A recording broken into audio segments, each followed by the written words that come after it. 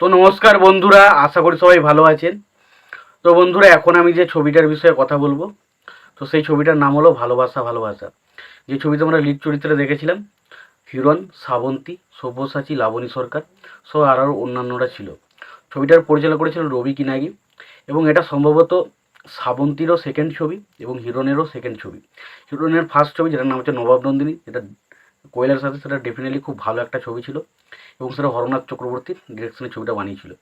এবং সেই শ্রাবন্তীরও প্রথম ছবি বলে সেটা কিন্তু জিতের সাথে ছিল, যেটার নাম হচ্ছে চ্যাম্পিয়ন। সেই ছবিটা কিন্তু বেশ ভালো।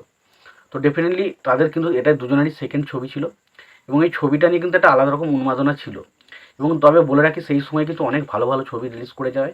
ছবিটা যে পরিমাণ কালেকশন করার কথা সেই পরিমাণ কালেকশন কিন্তু ছবিটা করতে পারেনি।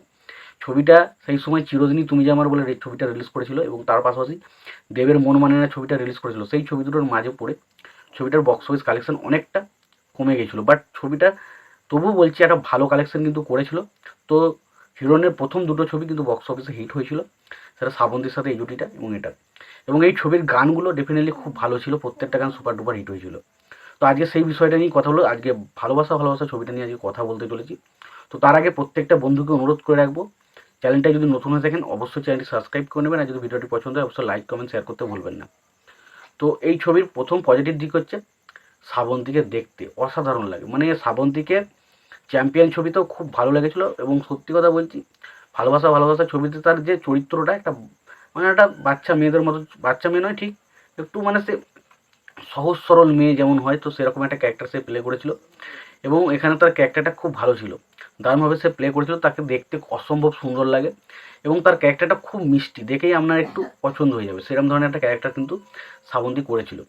দ্বিতীয় ছবিটার মধ্যে যেটা ভালো ছিল সেটা হচ্ছে এই ছবির কমেডিগুলো। এই ছবির মধ্যে প্রচণ্ড পরিমাণে কমেডি রাখা হয়েছিল এবং সেই কমেডিগুলো দারুণভাবে ওয়ার্ক করেছিল, প্রত্যেকটা কমেডি দারুণ ছিল। এবং এখানে কমেডি হিসাবে আমরা কিন্তু মানে অনেককেই কমেডি করতে দেখি এবং তার পাশাপাশি এখানে শুভাশিস মুখার্জি জড়িয়েছে, সেও কিন্তু বেশ কিছু সিনে কমেডি করে। তো কমেডিগুলো ছবির কিন্তু দুর্দান্ত ছিল এবং ছবিটা যে গল্পটা, যে বিষয়বস্তুটার উপর ছবিটা তৈরি হয়েছিল, তো সেটাও কিন্তু বেশ ভালো। তবে ছবির মধ্যে ইমোশনাল পয়েন্টটা, দেখুন ইমোশনাল পয়েন্ট তো ছিল, বাট সেই ইমোশনাল পয়েন্টটা কিন্তু দারুণভাবে আমাদের কাছে ওয়ার্ক করে না। কারণ এখানে আমরা যতটা মানে শ্রাবন্তী এবং হিরণের মধ্যে লাভ স্টোরিটা আমরা যতটা এনজয় করি, শেষের পোর্শনে যে ইমোশনাল পয়েন্টটা সেটা কিন্তু খুব একটা আমাদের কাছে ওয়ার্ক করে না। ওই গানটা ছাড়া, ভেঙে গেল আর স্বপ্ন আমার, এই গানটা ছাড়া বাকি যে ইমোশনাল মানে পয়েন্টটা ছিল ছবির মধ্যে, সেটা কিন্তু খুব একটা আমাদের কাছে যে আমরা দেখে কেঁদে ফেলছি, কষ্ট পাচ্ছি, এরকম কিন্তু আমাদের ক্ষেত্রেও হয়নি। তো লাভ স্টোরিটা ডেফিনেটলি খুব ভালো এবং লাভ স্টোরির সঙ্গে যে গান দুটো রাখা হয়েছিল, হালকা হালকা এই গানটা বা ধরুন যে একটু লজ্জা চোখে, সেই গানগুলো খুব ভালো লাগে, ছবিটার সাথে খুব সুন্দরভাবে যায়।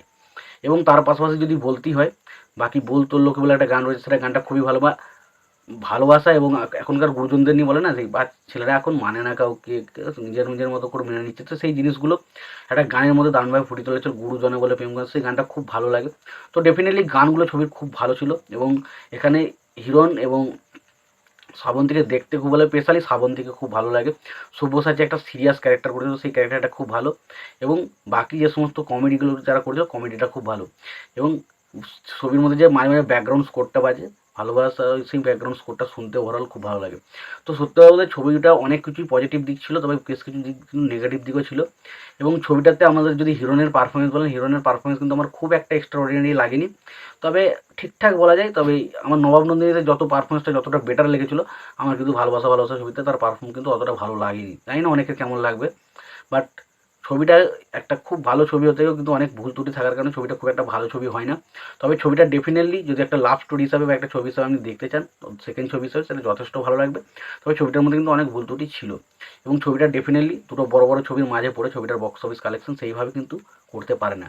তো তোমাদের এই ভালোবাসা ভালোবাসা ছবিটা নিয়ে কী মতামত রয়েছে তোমরা জানিও। তোমাদের যদি ভিডিওটি পছন্দ হয়ে থাকে লাইক কমেন্ট শেয়ার করতে ভুলো না। চ্যানেলটি যদি নতুন হয়ে থাকে অবশ্যই চ্যানেল সাবস্ক্রাইব করে নিয়ে পাশে বেল আইকনটা অবশ্যই প্রেস করে দিও। ভালো থেকো, সুস্থ থেকো, দেখা হচ্ছে পরবর্তী।